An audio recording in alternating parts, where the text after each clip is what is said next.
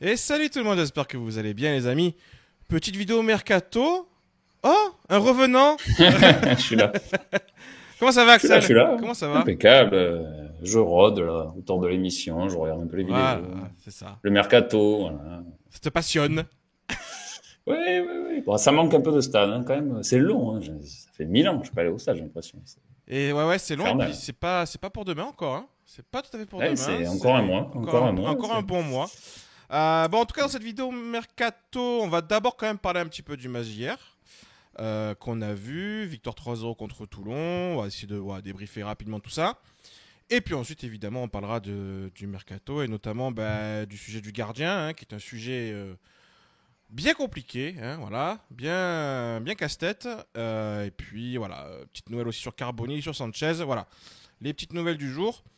On va démarrer, vous le voyez, par l'affiche donc du match. Victoire 3-0 contre Toulon hier, but de Kondogbia à la 38e, Harit sur penalty Hmm. à la 59e et Abdallah à la 69e.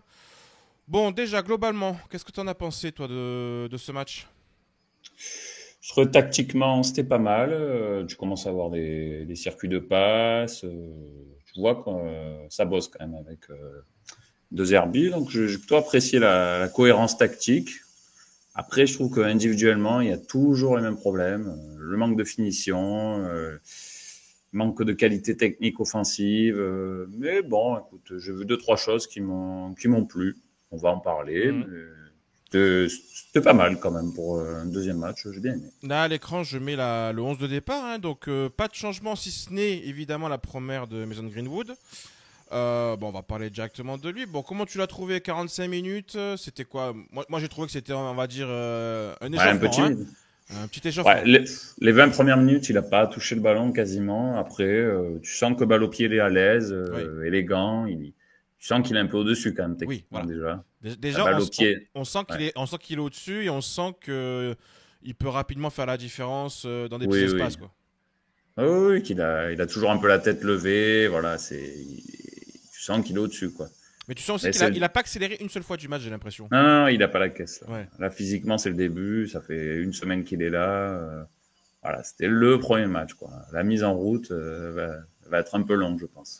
Quelques matchs. Moi, j'ai trouvé, pour te dire, par rapport à ce match, je trouve qu'il y a quand même un mec aujourd'hui qui est bien mis en valeur dans ces matchs amicaux. Alors, au-delà de Balerdi, qui a l'air toujours aussi facile et toujours aussi bon.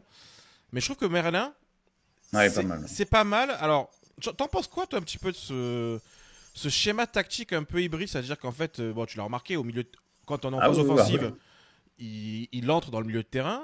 Et puis après, quand en phase défensive, il revient dans son poste de latéral gauche. Est-ce que tu penses déjà qu'il est capable de faire ça? Et puis, voilà, qu'est-ce que tu penses de ces deux premiers matchs amicaux qu'il a fait comme ça? C'est pas mal parce que je trouve que physiquement, il a pas non plus une énorme caisse pour déborder, tu vois. Mhm. C'est pas un latéral qui va déborder plus que ça. D'ailleurs, on l'a pas trop vu dans cette position l'année dernière, c'était plutôt mauvais même. Je trouve que le fait d'être un peu plus au centre comme ça, on voit mieux ses qualités techniques. Il a fait deux, trois belles passes qui ont transpercé la défense adverse. Moi, j'ai trouvé plutôt pas mal. C'est même surprenant parce que limite, milieu défensif, en phase de récupération. Et quand on attaquait, c'était presque un milieu offensif 10, quoi, hein. Par moment, c'est vrai qu'il monte haut. C'est vrai qu'il Il monte haut. était très très haut hein, face au jeu.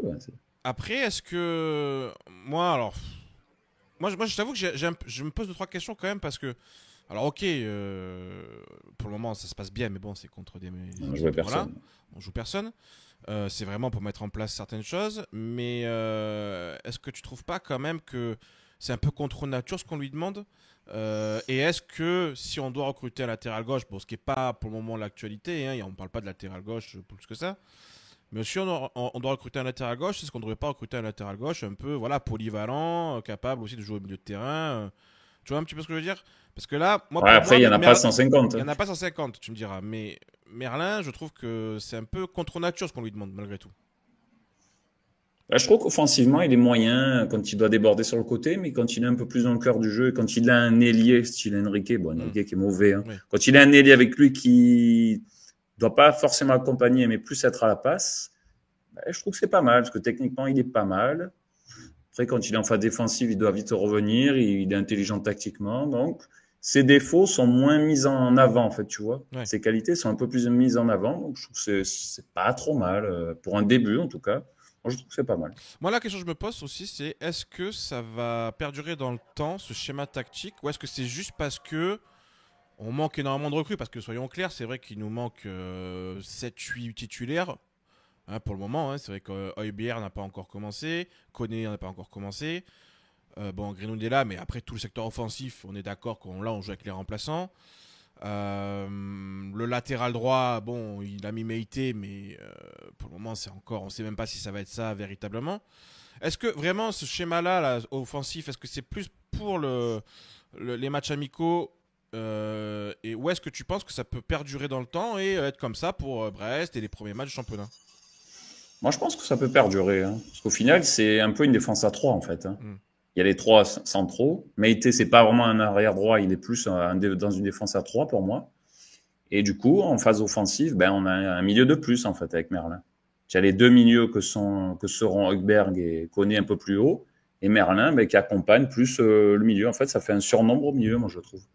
Donc, dans le temps, c'est pas impossible que ça perdure. Hein. Je me rappelle de Sampaoli qui faisait un peu jouer Lirola au milieu. Ouais, ouais. Donc, tu vois, Oui, c'est énorme. ça fait penser un peu à ça. Moi, ça me fait penser à ça. Donc, en phase défensive, défense à 4. En phase offensive, Merlin qui apporte un surnombre au milieu. Moi, je le vois perdurer. En tout cas. Là, j'ai mis à l'écran pour moi celui qui a le plus perdu de points hier. Alors, je sais pas ce que tu en penses. Pour moi, c'est Montbagna. Très mauvais. Hein. Montbagna, ça a été cata. Mais cata de chez cata, c'est-à-dire qu'il a tout raté. Des appels aux frappes en passant par les contrôles. Tu avais vu passer, je pense, l'info comme quoi De Zerbi l'apprécie, Oui. etc. Bon. Je sais pas trop ce qu'il apprécie. Hein. Est-ce qu'on vraiment il faut le garder même en tant que remplaçant ou est-ce que c'est une erreur de casting? Bon, là ce sont des matchs amicaux, donc on va essayer d'éviter de tirer trop d'enseignements, mais par rapport à ce que tu avais vu déjà la saison dernière et là, ce qu'on voit, qu'est-ce qu'on fait avec Montbagna? Parce que c'est vrai que hier c'est dramatique son match. Ouais, dans le style de Zerbi, c'est plus les petits espaces, la technique, voilà, l'intelligence de jeu. Montbagna, c'est plus un joueur physique. Tu peux jouer long sur lui. Il a quand même une caisse pour contrôler les ballons. Je pense par rapport au style de jeu, Montbagna, ça me paraît difficile. Hein, techniquement, tu sens que mec, il est quand même loin. Quoi, hein. Puis il a un raté ou deux dans le match. Ils sont catastrophiques. Quoi. Ils sont faciles. Hein. Oui, Donc, oui, il y en a un notamment qui est il là tire au-dessus. contre le Il est mur, tout là, c'est incroyable. Le mur lui fait la passe. Quoi, hein. C'est ça, c'est exactement ça. Je mets à l'écran aussi Enzo Sternal parce que c'est celui qui l'a remplacé en deuxième mi-temps. Il provoque le penalty. Pas mal quand même. Dans les petits espaces, tout ça, Comment tu l'as trouvé sur 45 minutes là, on l'a vraiment vu 45 minutes. Comment tu l'as trouvé? Sorte un peu de faux numéro 9. Ouais, tiens, un peu style, pas à la Sanchez, mais peut faire plusieurs choses, quoi. Dans les espaces, orienter, provoquer. Un peu tendre, un peu jeune encore, mais intéressant. Hein. Intéressant. Moi, je me pose la question, honnêtement. Lui et le petit Abdallah qui met un très joli but à la fin, voilà, que je vous mets à l'écran. Le petit Abdallah, pour moi, c'est les deux pour le moment qui marquent des points. Au niveau des jeunes, hein, je te parle, hein, évidemment. Ouais. Lafont, c'est pas mal quand même. Lafont aussi, t'as bien aimé? Ouais. Ouais, physiquement pas mal. Ça va quand même. Plutôt pas mal. Hein. Ben Seguir Romuan aussi, moi, je le trouvais pas trop mal sur le côté Ben gauche. Seguir, c'est que c'est une surprise. Après, il avait eu, je trouve, premier match, beaucoup de déchets. Beaucoup de déchets techniques. Là, ça allait un peu mieux. Ouais, il a eu du déchet, hein, mais bon, je le trouvais pas inférieur à Luis Enrique. Hein. Ouais, Luis Enrique, c'est décevant. Là. C'est très mauvais, hein, Luis Enrique. Tu sais, on l'avait dit l'année dernière. Piston, c'était pas mal, parce que du coup, il était ni trop haut, ni trop bas. Il n'avait pas trop de décisions à prendre proche des buts, donc ça va. Mais là, vraiment sur le côté proche du but, où il doit décaler, faire le centre en retrait, le mec... On voit vraiment les limites. Il n'a pas la tête. On voit vraiment les limites de Luis Enrique à ce poste d'ailier, ce qui est quand même assez étonnant, parce que normalement, c'est quand même... C'est un ailier. C'est quand même un ailier, mais très clairement, on voit des limites. Hein. Pour moi, c'est vrai que, d'ailleurs, on parlera des places extra-communautaires en toute fin d'émission, mais s'il faut même en sacrifier un, je sacrifierais plus lui que Murillo, par exemple. Hein, parce que là... Murillo, c'est un latéral droit plutôt correct, techniquement, qui est même supérieur à Enrique, techniquement. Voilà. Harry Tounaï, parce que bon, c'est un peu les deux joueurs là qui sont un peu entre deux. On ne sait pas trop comment ils vont démarrer la saison, titulaire, remplaçant, voire même sur le départ. Qu'est-ce que tu en as pensé? Pour moi, ils sont pas entre deux, c'était catastrophique. Unai, Harit, pour commencer, je l'avais mis saucisson quasiment d'or l'année dernière. Ouais. Il a été, il regarde ses pieds, jamais la bonne passe. Soi-disant, c'est un bon technicien, le mec, il fait jamais la passe dans le bon tempo. Il a encore raté une énorme occasion en première mi-temps. Mhm. Il a zéro finition. Enfin, titulaire, c'est impensable pour moi. Et Impensable, Unai, c'est franchement. pareil en fait. Unai, c'est le geste de trop tout le temps. C'est le même. Son clone, quasiment. Les deux, franchement, c'est titulaire. On n'ira nulle part avec ces Moi, mecs-là. moi Dans le pour, jeu, c'est. pour moi, Unai peut être quand même plus sur le départ des derniers retours. Harit, il y a finalement très très peu de rumeurs. Par contre, effectivement, titulaire, je pense pas, parce que de toute manière, on le sait, De Zerbi veut Carboni. Donc il retournera sur le banc très gentiment. Haritas, ça sera un remplaçant. Et Ou... même le plus, c'est pas vraiment un joueur de banc. Parce que tu vois, je trouve pas qu'il est en sortie de banc, Bon, ce soit génial, on l'a quoi. rarement vu en sortie de banc, tu me diras. Hein. C'est vrai que pour le moment, Ouais. l'année dernière, Oui, on oui, l'a oui, c'est beaucoup vu vrai qu'il joue titulaire. beaucoup. Ouais. Donc à voir. Bon, en tout cas, victoire 3-0. Prochain match, c'est samedi, si je dis pas de bêtises, et c'est Ouais, contre c'est ça. Pau. Bon, on va s'attendre de toute façon plus ou moins à la même chose, hein, j'imagine. Hein. C'est même niveau d'adversité. Ça va devenir intéressant à partir dans 10 jours, quoi, quand on va jouer Sunderland.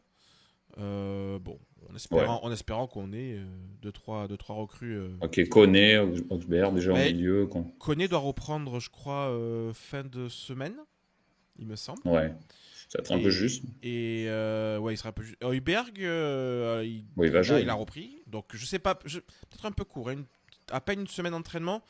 Moi, je le verrai plus peut-être commencer pour Sunderland. Mais on verra, on verra. En tout cas, Ouais. hâte de le voir. D'ailleurs, tu nous as pas trop dit, toi, qu'est-ce que t'en penses, Heuberg? Très content. Ouais, tu es content Ah par oui, du je talent regarde vu? beaucoup la première ligue. Ouais. Joueur intelligent, sûr, rarement blessé, techniquement plutôt pas mal. Ouais, c'est un très bon joueur, hein, franchement. Moi, je suis étonné qu'on ait pu le prendre. Hein. Bon, on l'a pris par rapport au fait qu'il jouait pas, que Mhm. l'entraîneur n'en veut probablement plus. Mais c'est un bon joueur. Hein. C'est largement au-dessus de ce qu'on a. De ce Hein. qu'on a actuellement. Ouais. Ah, largement. Même par rapport à un verre et tout, je pense qu'il a une caisse en plus. Enfin, Verretou, je suis pas sûr qu'il aurait prouvé comme l'a fait lui en première ligue, tu vois. ouais. Bah, d'ailleurs, il a pas prouvé en première ligue. Il est passé Oui, par Aston Villa. Je crois que c'était Aston Villa. Hein. je Il sais s'est plus, planté. ouais, mais enfin, Berg, il a vraiment prouvé dans l'une des meilleures équipes de première ligue, donc Ouais. c'est quand même pareil. Hein. Donc voilà, bon, ce qu'on pouvait dire par rapport au match, voilà, petit match amical.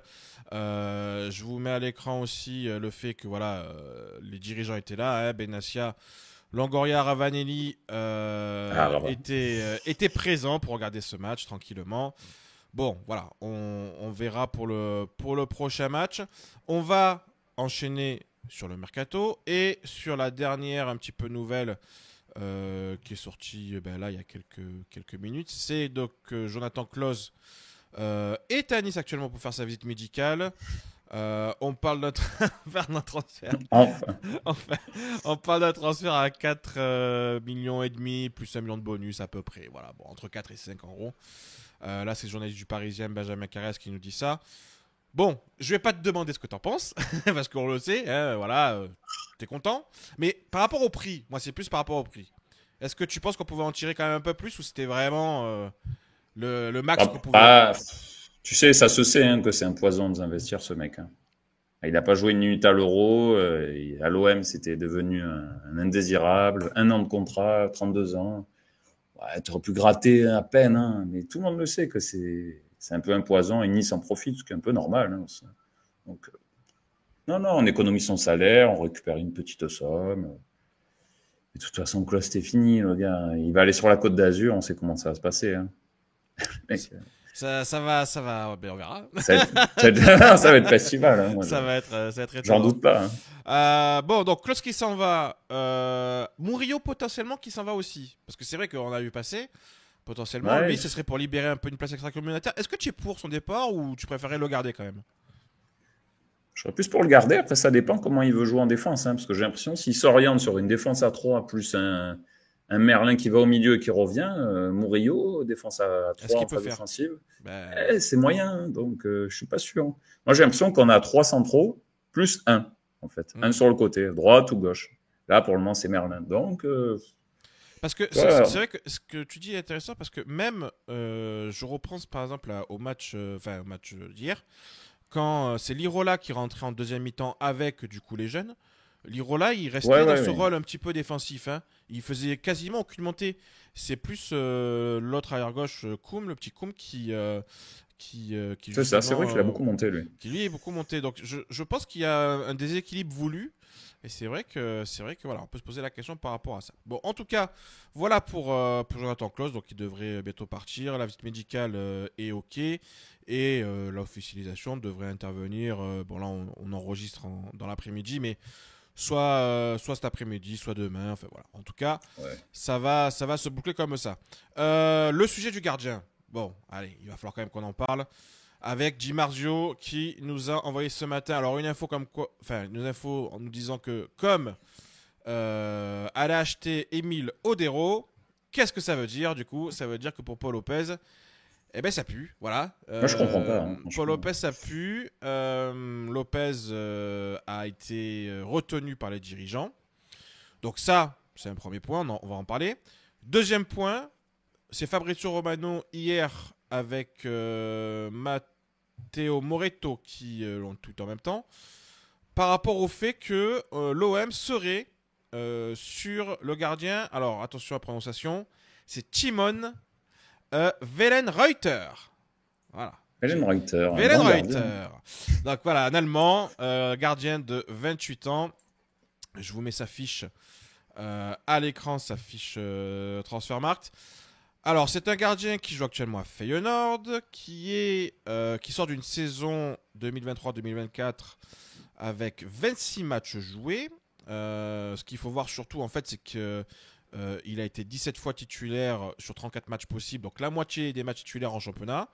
Le gardien titulaire normalement est souvent blessé du côté de Feyenoord, c'est pour ça donc qu'il a beaucoup joué. Mhm. Il a joué aussi des matchs de Champions League parce qu'il a joué du coup par exemple les premiers matchs de Ligue des Champions. Il a joué aussi les matchs d'Europa League titulaire la saison dernière contre la Roma, il a joué les deux matchs. Donc voilà. La saison d'avant, c'était un joueur qui était vraiment, pour le coup, il était vraiment remplaçant. Il avait joué qu'une dizaine de matchs et il vient d'un club néerlandais, Willem II, où par contre il était titulaire. Voilà, il était titulaire. Bon, déjà par rapport au profil de Wellenreuter, qu'est-ce qu'on en pense? Je mets à l'écran une comparaison Paul Lopez-Wellenreuter quand même pour montrer que Wellenreuter a des stats plus intéressantes que Paul Lopez en même temps, c'est pas bien compliqué. Mais, Ouais. mais voilà, qu'est-ce que tu penses déjà du gardien allemand, de son profil pourquoi on va sur lui? Moi, je pense qu'on va sur lui un peu par défaut. Il n'est pas trop cher non plus. On a beaucoup de joueurs à recruter, donc forcément, on ne veut pas claquer 20 millions sur un gardien. Hmm. Il a un peu d'expérience. Je pense qu'on le prend. C'est un peu un pari. On se dit, écoute, 28 ans, c'est le moment un peu d'exploser. Tu es champion. Je trouve que mentalement, c'est pas mal de prendre un mec champion. Tu vois, il est sur une bonne Ouais. dynamique. Donc, ouais, sur sa ligne, c'est pas mal. Au jeu au pied, c'est plutôt correct. Après, j'ai jamais vu jouer, hein. J'ai lu un peu des articles Ouais. sur lui, hein. Non, mais c'est ce qui se dit, effectivement. C'est qu'il a des vraies qualités, on va dire, sur sa ligne. Le jeu au pied est vraiment, apparemment, vraiment, vraiment intéressant. Je vais vous d'ailleurs lire une déclaration. Alors, c'est un compte Twitter qui s'appelle Foot Néerlandais, donc qui parle un petit peu du foot Mhm. néerlandais en général, qui nous dit simplement donc voilà que l'OM serait sur Wellenreuter. Lui, il nous dit ce serait un vrai coup dur pour Feyenoord au vu des récentes blessures du gardien titulaire et des très bonnes performances du portier allemand quand il est titulaire. Et il rajoute un petit peu plus tard, alors attendez, hop, que je retrouve ça. En gros, il dit bon, que ça reste un joueur plutôt intéressant qui alors peut-être pas la capacité d'être forcément titulaire dans un gros club européen. Ah, Alors est-ce qu'on est Feyenoord, c'est plutôt pas mal quand même, Feyenoord, hein. Feyenoord, c'est plutôt pas mal. Moi, c'est ce que j'ai expliqué hier. Hier, je C'est voyais beaucoup de commentaires quand même. C'est vrai, des avis à peu près tous à peu près c'est pas négatifs. simple, hein. Mais par exemple, quand Alvaro Valles, la piste était venue de Las Palmas, tout le monde est unanime pour dire ouais, super cool, super Ouais, bon. Las Palmas, c'est rien du tout. Voilà. Hein. On se calme. Las Palmas, Feyenoord, je préfère Feyenoord. Donc c'est oui. vrai que aujourd'hui, là, c'est vrai qu'on est, on est sur un profil qu'on ne connaît absolument pas. Bon, c'est vrai que c'est pas hyper rassurant, malgré tout, on va pas se mentir, hein, c'est pas hyper rassurant. Non, mais il faut recruter beaucoup de joueurs, donc forcément, je te dis 7 millions, ils se disent pourquoi pas. Hein. Ça parlerait aux alentours de 10 millions, apparemment. Voilà. Mais quand même. Ouais. 10 millions. Bon, et par rapport à Paul Lopez, est-ce que toi tu comprends la position de l'OM? Le fait de le garder sous le coude, si jamais on n'arrive pas à recruter le gardien qu'on veut, ça sera lui notre numéro 1. Tu te rends compte, le message qu'on lui envoie, le mec, c'est une espèce de déchet, quoi. Une roue de secours, en fait. Il est vendu, mais bon, on le garde parce qu'on n'a personne. Et t'imagines, on le garderait vraiment, ça serait notre gardien là, quand on reprend. Déjà que mentalement, il n'a aucun mental, mais alors là, le mec, il est au fond du trou. Donc, non. Selon les stats l'année dernière, c'était l'avant-dernier pire gardien de Ligue 1. Ouais. Donc, franchement, si on le garde, c'est catastrophique. Je comprends pas le fait de le retenir. Mais non, mais vendez-le, quoi. Ça va, il y a Blanco, il peut faire le job quelques matchs et on va en trouver un autre. Ça va, tu le gardes, on dirait, il n'y a pas de gardien sur le marché. Il y en a quand même. Il y en a, attendez, non mais. Oui, non, pas dire, il faut pas garder le. Tu te rends compte, il parlait quoi, de 9 millions pour Lopez? Ouais. Tu t'assois sur 9 millions pour garder ce mec. Alors, c'était un prêt avec option d'achat obligatoire si jamais Comre se maintenait. Voilà. Ah, mais du coup, tu t'assois sur ça et tu gardes un Lopez faible mentalement et tu l'enterres encore plus. Donc, non, moi je comprends pas. On le vend et on cherche un autre gardien. Et si tu vas en trouver un, quoi, arrêtez un peu. En Ligue 1, n'importe. Il y en a plein des gardiens. Il y en a plein. Alors, moi les retours que j'ai par rapport à ça, c'est vrai que il y a beaucoup de personnes qui pensent comme toi. Hein, le fait de se dire pourquoi on garde Lopez. Quel intérêt, etc., etc. C'est vrai que moi, des retours que j'ai, c'est que on me dit que cette histoire de deal là avec Lopez, de lui dire, écoute, effectivement, on a envie de te vendre, mais dans l'idée, tant qu'on n'a pas trouvé ton remplaçant, on te garde sous le coude. Ça a été validé à la fois par les dirigeants évidemment, par De Zerbi et par Lopez lui-même. C'est-à-dire que Lopez est d'accord, parce que Lopez pourrait très bien dire, attendez, non, moi j'en ai rien à Lopez faire. Lopez est souvent d'accord aussi. Hein. Ça affirme pas beaucoup. Lopez est souvent d'accord parce que ce qu'il faut savoir aussi, c'est que les relations entre Lopez et les dirigeants elles sont excellentes. Il s'en va pas parce que ça se passe pas bien. S'il s'en va, c'est que en termes de niveau, il est pas assez bon. Maintenant, le calcul qui est fait par l'Olympique de Marseille, et ça il faut voir si c'est audible aux yeux des supporters, enfin aux oreilles surtout des supporters, c'est en fait de se dire que l'OM n'a pas forcément envie de faire un gardien par défaut. S'il doit faire un gardien, ça serait vraiment pour faire une vraie plus-value par rapport à un Paul Lopez. Et que si on n'arrive pas à faire ce gardien, eh ben, on repart avec Paul Lopez sur une saison. De Zerbi pourrait à peu près, enfin en tout cas pourrait gommer peut-être quelques défauts de Paul Lopez, notamment au niveau de la relance, qui sont quand même des défauts assez compliqués chez lui. Mais donc il pourrait quand même essayer un petit peu de le remettre sur pied. On me dit aussi que les lofters, globalement, hein, la situation elle est telle qu'elle est aujourd'hui, mais elle n'est pas non plus définitive. Peut-être que certains vont réintégrer le groupe pro, donc c'est à voir aussi. Hein. C'est pas totalement mort non plus, cette histoire. Donc voilà. Et est-ce que finalement, est-ce qu'il faut qu'on dépense, tu vois, on parle de Wellenreuther. Ça coûte 10 millions d'euros quand même, ce gardien-là. Un gardien qu'on ne connaît pas. Tu vends Lopez. Ben, là, tu le vends pas en fait. Là, tu le prêtes. Le deal avec Comme c'était prêt avec une option d'achat automatique si jamais Comme se maintient. Tu vois, il y avait quand même, c'était pas non plus garanti. Donc, moi, je le ferais quand même. Hein. Toi, tu le ferais quand même. Ouais, parce que Lopez, il te coûte trop de points. Il n'est pas rassurant. Son jeu au pied est mauvais. Moi, j'ai jamais compris. On l'a vu quand même. Hein. Il n'est pas bon au pied. Il n'est pas bon au pied. Il n'est pas bon dans les cages. Il n'est pas bon sur les pénaltys.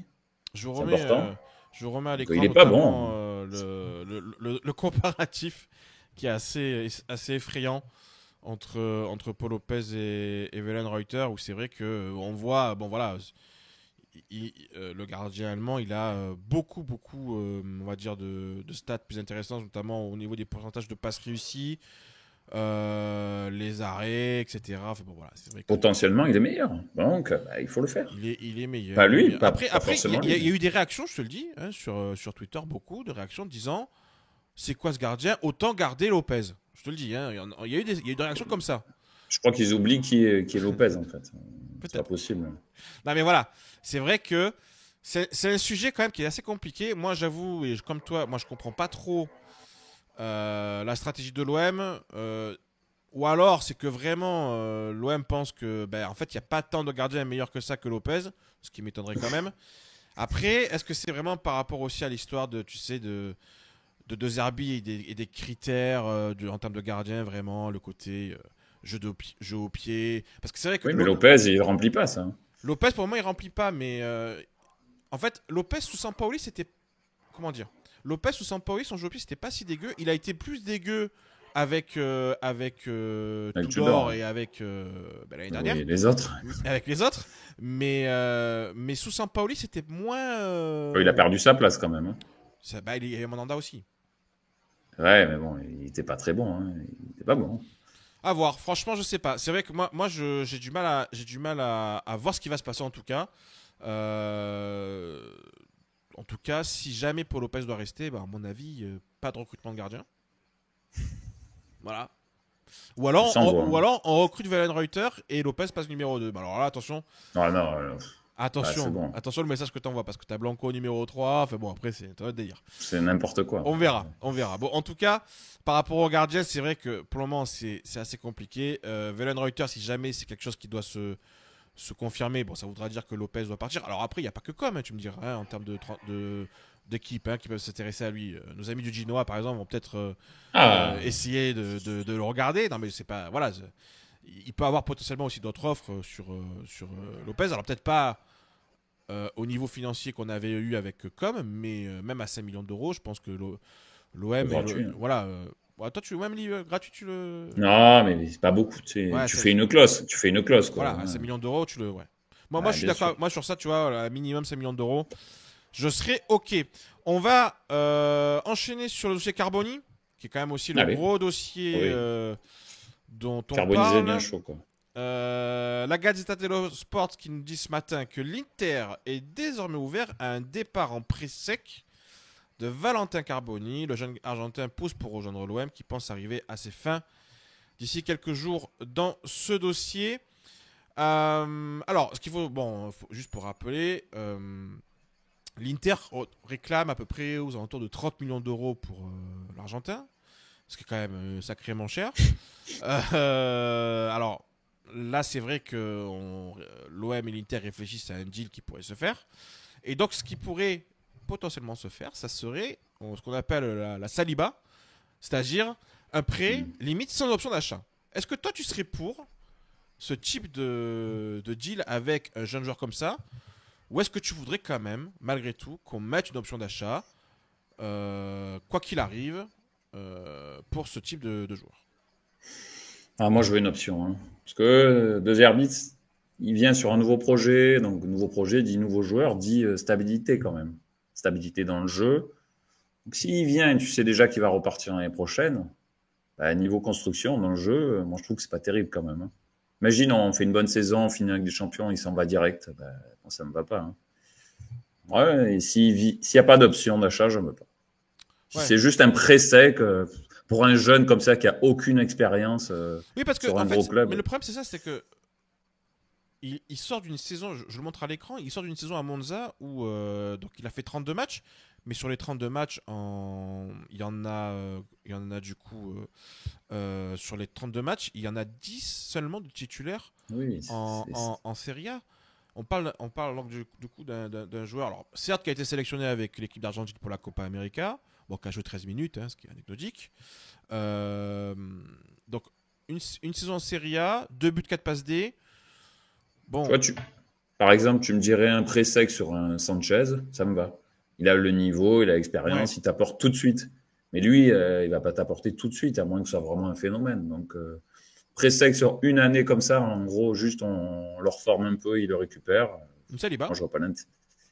Ouais, mais Saliba, il avait quand même d'autres références, déjà bien meilleur. Tu trouves? Ah oui. Saint-Etienne, Nice, il y avait. Tu sentais que déjà. Non. D'accord. Moi, justement, Saliba, maintenant, on l'a limite regretté après. Hein. Oui, non, mais alors, je suis d'accord. C'est vrai que sur ça, on l'a regretté, mais Moi, Saliba, je vais pas mentir, j'aurais jamais imaginé que ça soit le crack que c'était lorsqu'il est venu. Bon, voilà, ça me dérangeait pas sur le moment, hein, le prêt sans option d'achat de Saliba. Hein. Alors après, c'est vrai qu'au fil du temps, on s'est dit merde, il n'y a pas d'option d'achat, donc c'est Bah ouais. embêtant. Moi, par rapport à Carboni, le seul truc qu'il y a, c'est que, ok, l'Inter, en fait, il propose deux choses. C'est soit on l'achète, et à ce moment-là, on l'achète 30 millions d'euros, ou entre 25 et 30, soit c'est un prêt sec. Donc voilà, à choisir, je me dis, si ce gamin est un crack absolu comme enfin comme tout le monde semble dire, est-ce qu'il faut quand même pas tenter le coup de le prendre en prêt sec? Est-ce qu'il nous aide à nous qualifier pour la Ligue des Champions? Et puis après, voilà, s'il doit repartir à l'Inter parce que c'est un phénomène, eh ben, qu'il reparte à l'Inter. Moi, en fait, je suis pas catégorique sur le fait de refuser absolument le prêt sec. Voilà. Je me dis, si vraiment il est bon, comme on semble nous le dire, et que en plus de Zerbi le veut absolument, bon, bah, s'il faut faire un prêt sec, faisons un prêt sec. Moi, je pars plutôt sur ce principe-là. Et puis après, on aura le temps de voir. Hein. Je veux dire, regarde Saliba, on a réussi à le remplacer finalement avec Mbemba. Donc peut-être qu'avec une Ligue des Champions, on arrivera à trouver un excellent numéro 10 aussi. Hein. Tu vois, enfin, moi, j'essaie de me projeter pas que sur la prochaine saison, mais aussi sur les autres. Donc voilà, moi, je suis moins fermé à cette idée-là de me dire non, non, s'il n'y a pas d'option, je refuse. Moi, Après, j'ai du mal à me dire ça va être un crack qui va te mettre en Ligue des Champions, quoi. ça c'est C'est voilà, ça c'est aussi. l'inconnu, mais c'est l'inconnu aussi, un Carbonien aujourd'hui. Hein. Enfin, on va pas se mentir. Hein. Ok, c'est 2 buts, 4 passes D en jouant 10 matchs titulaires. Bon, tu me diras, c'est déjà pas mal hein, en série A. Hein. 2 buts, 4 Oui, passes D. Hein. bon. Mais À Monza, quoi. c'est Monza. Voilà, donc bon, c'est à voir. C'est à voir. Le dernier gros sujet, c'est Alex Sanchez. On en parlait, t'en parlais tout à l'heure. Il est poussé en interne par Mehdi Benassia. Voilà, c'est la Provence qui nous dit ça. Bon, il est toujours dans les petits papiers, juste par rapport à l'historique du truc. Ce que je peux vous dire par rapport à Alex Sanchez, c'est que c'était très très chaud il y a une dizaine de jours, 15 jours. À tel point, je peux même vous dire à tel point que tout était prêt au niveau de sa com T'es chien et tout. pour venir. Non, mais je veux dire, même au niveau de l'OM, tout avait été fait, le clip était prêt, etc. Enfin voilà, il y avait Ah oui, plus ou quand moins même. déjà un plan prêt. Et en fait, ça s'est un peu mis de côté en stand-by sur les derniers jours. Bon, qu'est-ce que tu ferais toi avec Alex Sanchez? Parce que déjà, est-ce que tu le prends? Si oui, est-ce que tu le prends pour être titulaire?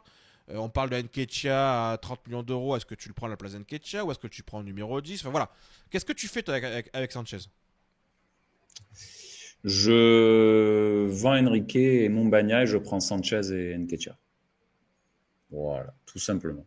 Et tu mets où Sanchez? Tu le mets en 10 du coup?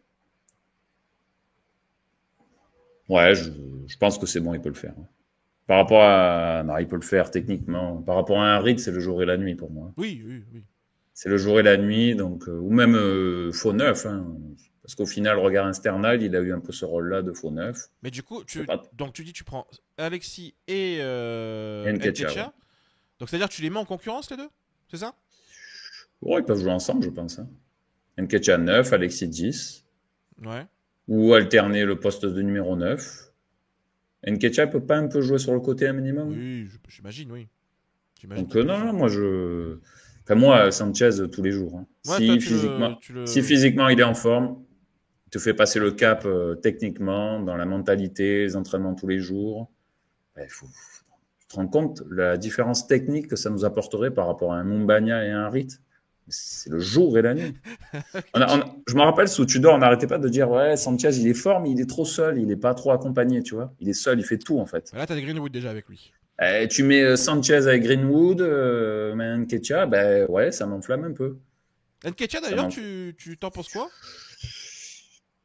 Un peu cher, mais alors pour tout te dire, je pense que il peut exploser chez nous. Ouais, toi, tu y crois ça. Je, j'y crois parce que c'est vrai qu'il n'a pas de stats et il n'a pas trop de carrière, mais justement, il peut se dire, c'est mon moment en fait. Ouais, 25 ans. J'arrive, je suis titulaire, ce qui n'a jamais été. Titulaire, 25 ans, je sors d'un gros club, ben là, il faut que je montre. Avec deux Zerbi, j'ai envie de montrer. Ça peut être un échec, mais ça peut exploser. Il a connu la méthode Bielsa à Leeds lorsqu'il était parti en prêt, donc ça peut Voilà. l'inspirer aussi. Ouais, non, mais après, Moi, je suis d'accord. Moi, je suis plutôt d'accord avec toi sur le côté sur Nketiah, sur Alexis aussi. C'est vrai que moi aussi, je le veux, je le moi. Moi, reprends. Alexis, il faut qu'il le prenne. Il faut qu'on le prenne, hein. Par contre, moi, c'est vrai que j'ai un doute. Moi, le seul doute que j'ai, c'est vraiment le Alexis numéro 10.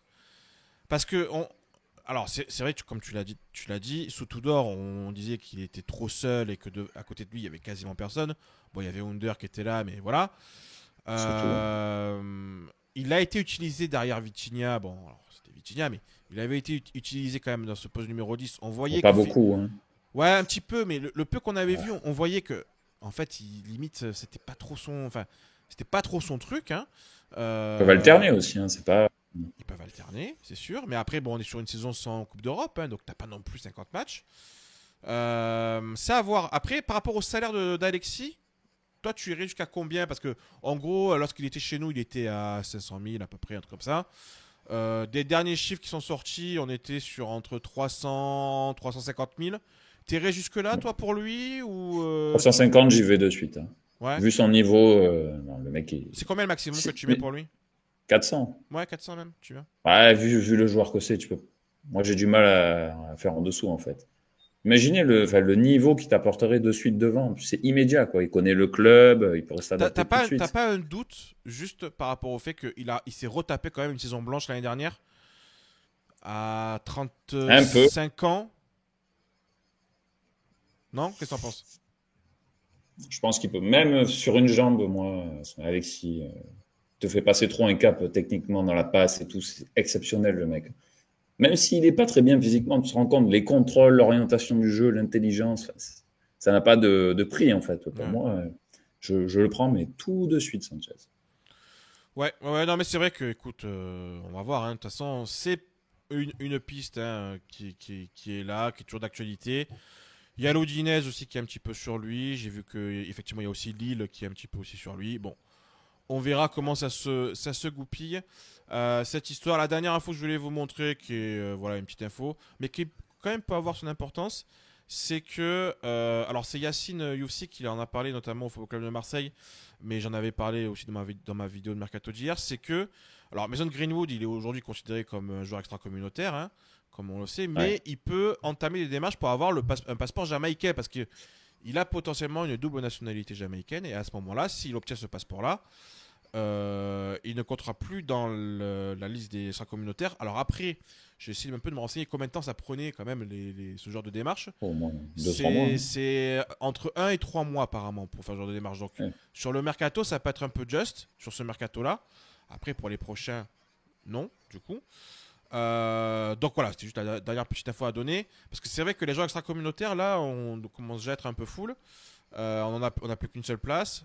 On verra si on doit un petit peu aussi faire de la place par rapport à ça. On verra ça dans la suite du mercato. Est-ce que tu voulais rajouter quelque chose? Un dernier mot? Il me tarde que ça commence quand même, hein. Ouais. J'ai envie de les voir. Ouais, j'ai envie de les voir en vrai, là. Ça y est, hein. Mais je suis excité, là. De deux Herbie, franchement, tactiquement, je pense que, voilà. On voit tout de suite en deux matchs, on voit quelque chose, quand même. On voit déjà un début de quelque Ouais, chose. ça m'excite bien. Exactement, exactement. Bah, du coup, prochain match, c'est samedi contre Pau. Je crois que c'est à 18h, c'est le même horaire, si je dis pas de bêtises. Donc voilà, vous pouvez regarder ça soit sur Twitch, soit sur le site de l'OM. Et puis après, pour les deux derniers matchs, il n'y a pas encore le diffuseur qui a été choisi, mais peut-être que l'OM va finalement diffuser aussi les deux derniers matchs. Bon, en tout cas, merci Axel. Mais merci à toi. Et puis, on se dit à une prochaine vidéo. Allez, ça marche. Et puis on dit allez l'OM. Oui, ça va Évidemment. aller, vous inquiétez pas. La grosse saison arrive, là, je le sens bien. Ça marche. Allez, ciao tout le monde. Ciao, les gars.